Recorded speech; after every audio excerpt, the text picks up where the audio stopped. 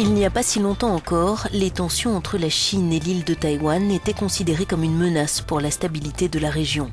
Mais aujourd'hui, la realpolitik l'emporte et si l'indépendance de Taïwan n'est reconnue que par 23 pays dans le monde, elle n'en a pas moins des liens commerciaux très forts avec la Chine, les États-Unis ou encore l'Europe.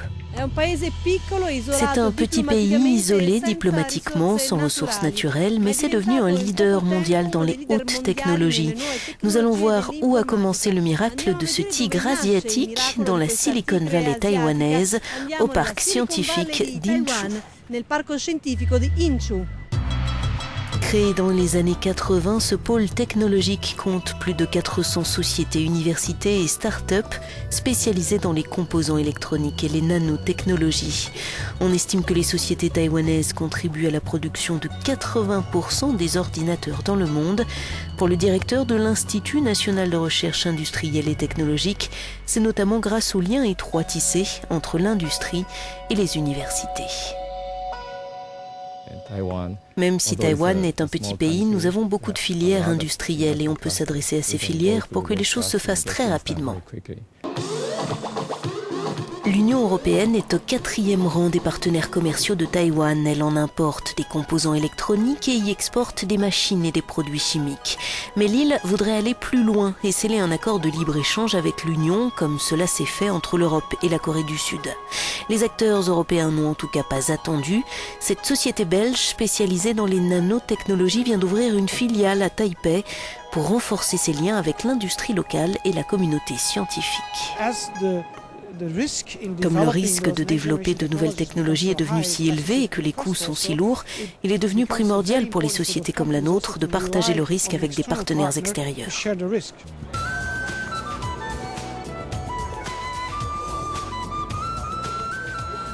Mais il n'y a pas que l'électronique à Taïwan. Plus surprenant est le succès de la distillerie de whisky où nous nous rendons maintenant. Son breuvage a même battu des whiskies renommés dans les blind tests en Écosse.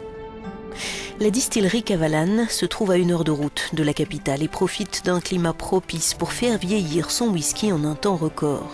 Le malt est importé d'Allemagne, la technique vient d'Écosse, mais les Taïwanais apprennent vite. En 5 ans, ils ont remporté 60 prix internationaux et se sont fait une place sur le marché européen.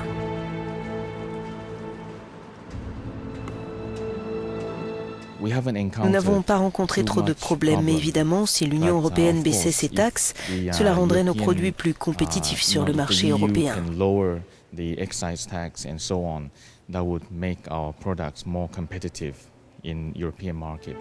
L'entrée des produits européens à Taïwan est, elle, compliquée par des barrières non tarifaires comme les doubles contrôles. La Commission européenne essaie de les restreindre, mais la Chambre européenne de commerce de Taipei, qui représente un peu plus de 400 entreprises, voudrait une politique ambitieuse et plaide pour un accord de libre-échange. Le libre-échange entraînerait inévitablement plus d'investissements taïwanais en Europe et donc plus d'emplois. Ce serait un bénéfice clair et immédiat.